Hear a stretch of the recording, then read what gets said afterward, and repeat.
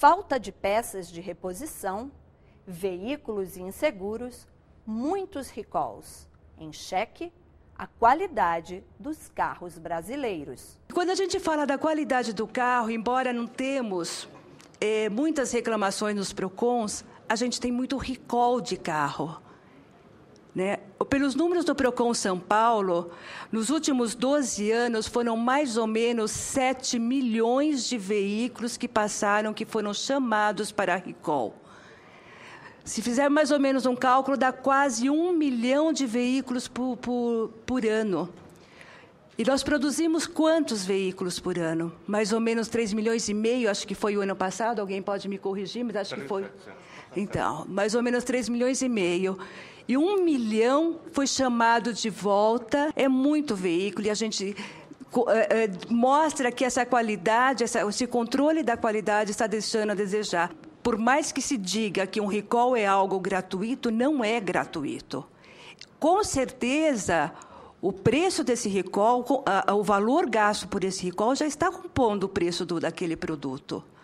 E mais do que isso, o consumidor é obrigado a parar o veículo dele.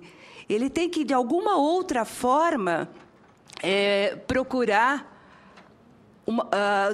de outra forma, se locomover, porque ele vai ficar sem carro para passar por aquele recall. Sem contar que as concessionárias atuam das 8 às 18 horas, ou seja, é o horário comercial dele. E, às vezes, ele tem até que perder o dia de trabalho para poder levar esse carro.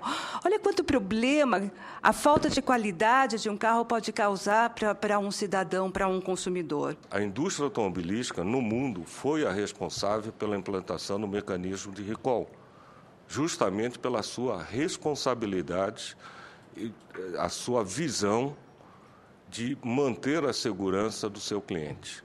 Um veículo médio, quase 6 mil peças. Então, se uma dessas peças der um problema, eu tenho um carro com potencial defeito. Então, não temos nenhuma vergonha de fazermos recall. É em nome da segurança do nosso consumidor. Testes de colisão do Latin NCAP, desde 2010, demonstram claramente as diferenças de parâmetros e de qualidade dos carros produzidos e vendidos no Brasil em relação aos seus similares internacionais. Essas divergências, essas diferenças têm sido consideradas alarmantes e até preocupantes pelo índice de acidentes. O Brasil hoje é obrigado a seguir as normas de crash test, dos testes de colisão, ou norte-americanas ou europeias. Nós já seguimos e nós já fazemos o crash test baseados nessas duas legislações. O que ocorre com a ONG que a senhora citou, que é a NCAP, é que eles testam o veículo numa condição diferente do que existe na legislação. Então, numa velocidade maior, num ângulo diferente, e, com isso, não há como você acompanhar. A indústria automobilística ela tem que seguir padrões, e nós seguimos. Em termos de acidentes, nós fizemos um grande levantamento no Ministério da Saúde, se não me falha a memória, em 2011, foram anotadas cerca de 9 mil mortes por acidente de trânsito. Fomos olhar e entramos no detalhe. Eu diria que praticamente a totalidade dos acidentes que ocorreram estão relatados no Ministério da Saúde, se deram por ou excesso de velocidade ou imprudências diversas. Eu acho que a gente pode falar também aqui da falta de peça. O consumidor sofre muito quando o carro dele tem um problema e ele precisa reparar esse carro. Eu recebo hoje mais ou menos 3 a 4 reclamações por dia de consumidores de carro. Eu recebi uma que me espantou. O consumidor realmente está vivendo uma situação muito crítica. Ele está com o carro dele parado desde dezembro na concessionária porque não tem peça. Não tem peça para reparo. E desde dezembro ele está com o carro alugado, arcando esses custos para ele poder se locomover, porque ele não consegue ter o carro dele de volta. E isso porque o carro está em garantia. né? Que pelo Código de Defesa do Consumidor, lá no artigo 18, diz que o prazo para reparo em garantias é de 30 dias. E aí, eu não entendo por que o setor automobilístico não respeita esse artigo. Todos os outros setores são obrigados a consertar o produto do consumidor em 30 dias, mas o carro não. E nem banca para o consumidor essas despesas para que ele possa, esperar de uma forma mais confortável a devolução do carro dele. Na audiência anterior, em que a Anfávia não havia comparecido, o presidente do Sindpeças, o doutor Luiz Carlos Mandelli, informado que de um percentual, digamos, de nacionalização de 90%, 80%, 90%, a autopeça era feita no Brasil.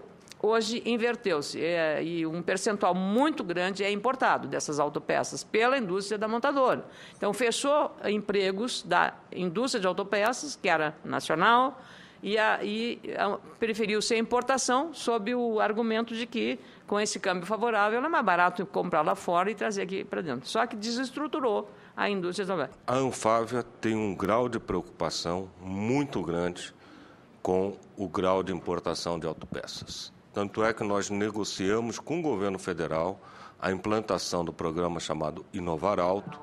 Estamos negociando também a implantação de várias medidas que, no seu conjunto, formarão o Inovar Autopeças.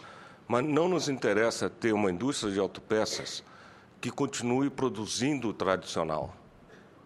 Ela precisa incorporar os novos avanços tecnológicos. Pasmem, determinados conectores, por exemplo, que são utilizados, seja no freio ABS ou no airbag, não são produzidos aqui no Brasil. Então, nós estamos propondo, inclusive, muito mais do que a rastreabilidade em si, a identificação de que peças nós não temos produção aqui no Brasil, para que a indústria de autopeças tenha uma visão e que ela possa dizer: são 2 airbags por veículo, então são 4 conectores, 4 milhões de veículos vendidos. Espera aí, o meu mercado é de 16 milhões de conectores, então eu vou investir nisso. Volta e meia, e ainda na semana passada, surge aqui um projeto para ser mandatório que as indústrias incluam nos automóveis algum tipo de equipamento. Que diretriz os senhores recomendam a nós, senadores? Quando surgem, ainda na semana passada, nos falavam para incluir uma barra lateral. Que cuidados nós, senadores, devemos ter diante de projetos dessa natureza? Senador Suplicy, a questão da barra lateral. Se o senhor anda num veículo com menos de 7 anos de idade, em termos de probabilidade, 90% de certeza, o seu carro já tem a barra lateral, colocada de forma voluntária internamente à carroceria do veículo. Essa barra lateral, ela visa justamente proteger contra impactos laterais. Eu não vejo necessidade da gente regular demais. Eu vou dar um exemplo. O airbag no Brasil é obrigatório. Na Europa não é obrigatório. Eu não sei se daqui a 10 anos o airbag, como é conhecido, vai ser o sistema ideal. O mundo tecnológico evolui.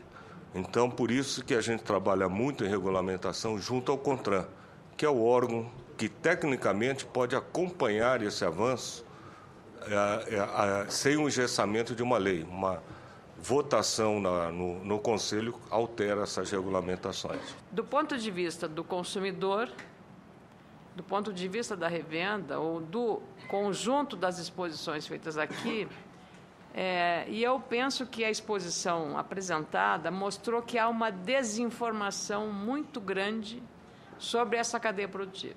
Ponto. Há uma desinformação grande sobre os direitos do consumidor também. O que o consumidor precisa é de educação.